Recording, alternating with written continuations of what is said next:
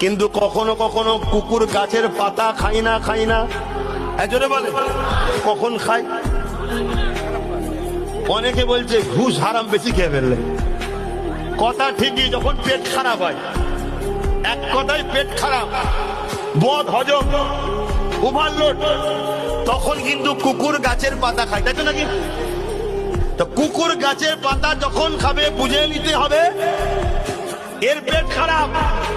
মুসলমান যখন ঘুষ খাবে, সুদ খাবে, মদ খাবে এবং ঘুষখোর, মদখোর, জালিম অত্যাচারী শাসককে সাপোর্ট করবে, তখন মনে নিতে হবে এ মুসলমানটি কুকুরের মতো পেট খারাপ হয় না, এর ইমানটা খারাপ হয়েছে।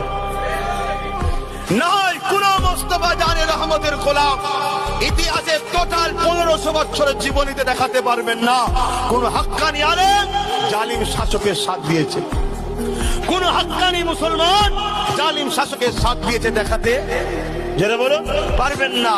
হ্যাঁ, যদিও কেউ ভুল করে ফেলে, তার কানে যখনই উলামারা আওয়াজ তুলেছে, বাবারা অন্যায়ের সাথ দিলে ইসলাম থেকে বেরিয়ে যেতে হয়, শুনছে? অন্যায়ের জালিমের সাথ দিলে কি হয়? ইসলাম থেকে বেরিয়ে যেতে হয়।